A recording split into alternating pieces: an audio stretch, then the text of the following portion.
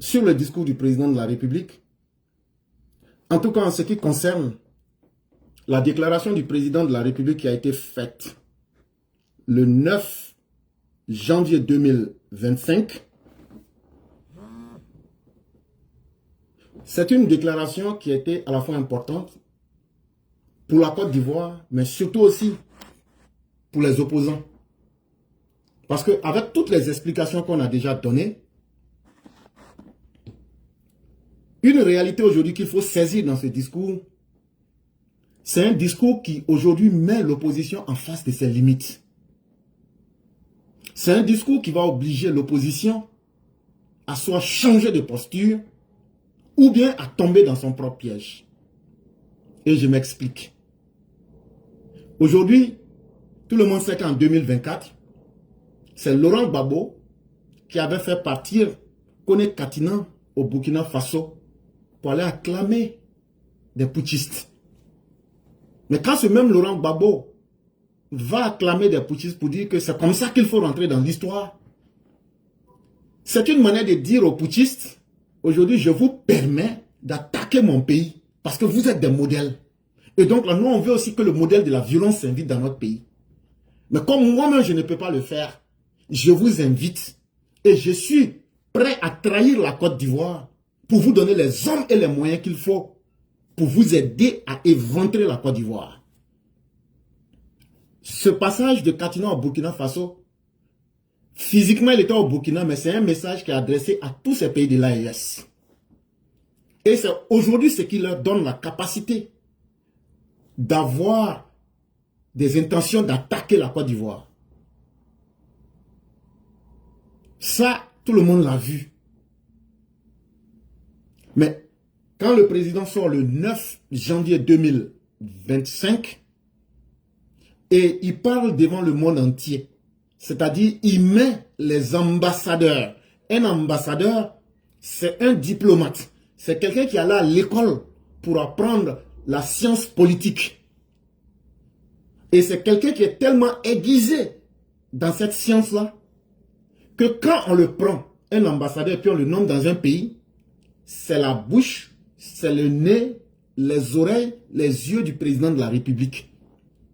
Quand le président Alassane Ouattara attend un moment aussi exceptionnel que lorsqu'il a réuni tous les ambassadeurs pour leur dire « Je suis en bonne santé. Je suis quelqu'un qui a un bilan que personne ne peut mettre en défaut. Et je suis aussi un président qui a une bonne connaissance du monde. Je viens vous dire aujourd'hui, je suis désireux de continuer à aider les Ivoiriens. Le message, il est clair. Ça veut dire aujourd'hui, il a informé tout le monde. Mais il a aussi informé l'opposition ivoirienne en leur disant 2020 ne sera pas comme 2025. Qu'est-ce qui s'est passé en 2020? L'opposition a organisé la violence. Et qu'est-ce que l'opposition veut faire en 2025? À travers le passage de Kone Katina, c'est Laurent Gbagbo qu'il faut voir. Tout le monde sait aujourd'hui que l'opposition ivoirienne table sur un fait. Il faut qu'on attaque la Côte d'Ivoire pour déstabiliser la Côte d'Ivoire, pour qu'eux puissent avoir une capacité de faire la politique. Mais le président Ouattara, en stratège, les met en face de leurs limites. En disant 2025 ne sera pas comme 2020, dans ce message, ça veut dire que la violence que vous avez eu à faire là, ça va rester en 2020. Mais toute velléité sera mise en échec gravement en 2025.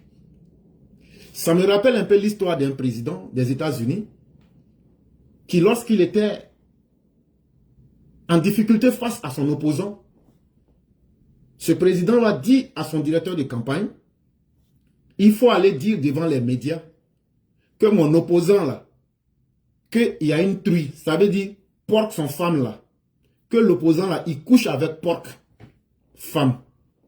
Son directeur de campagne lui dit, mais ce que tu dis là, c'est quand même assez grave, hein? Il dit, ah oui, il faut aller dire ça. Et quand le monsieur allait, il a dit ça, Ça choquait toute l'opinion. On dit, what? Quelqu'un qui peut coucher avec Park, c'est lui qui va nous diriger.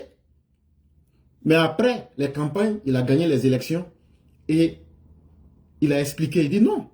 Quand on est en communication, là, ton ennemi, là, souvent il faut l'obliger à venir dire de gré ou de force quelque chose.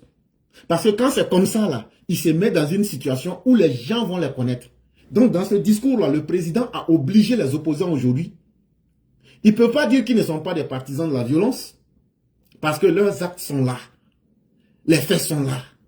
Et tout le monde sait que sans la violence, il ne peut pas évoluer. Mais si tu les prends, que tu leur dis, non, non, non, non, les hommes de paix, non, mais pas serpent. Qui a parlé de serpent? Qui a parlé de serpent dans le pantalon?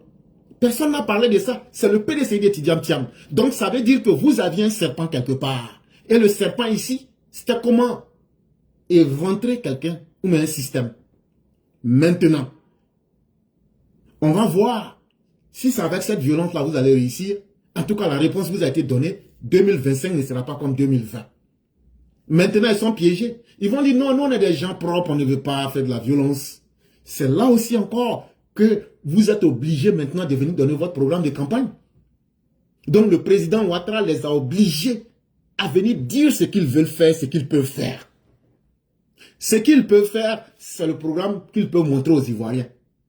Et ce qu'ils veulent faire et qu'ils peuvent faire, ça sera les actes de violence qu'ils veulent poser. Et là, les Ivoiriens les attendent. Donc maintenant, la question n'est plus de savoir si le président sera candidat ou pas, parce que les éléments sont clairs, mais la question est de savoir maintenant quelle est la posture que l'opposition va adopter. Et c'est pourquoi vous les voyez, ils sont déchaînés, ils sont en train de crier partout, et ils sont carrément même dans l'expectative, parce qu'eux-mêmes aujourd'hui n'arrivent pas à comprendre comment les événements ont pu les dépasser. Et c'est là que vous voyez les mérites de quelqu'un qui est un stratège politique et de quelqu'un qui a appris à connaître l'environnement politique ivoirien. Et c'est très important. Et donc, dans le discours du président Ouattara, vous verrez que ça donne de l'insomnie aux opposants ivoiriens. Ça les met dans une position inconfortable où ils seront obligés, comme on le dit en Côte d'Ivoire, de manger leur propre totem.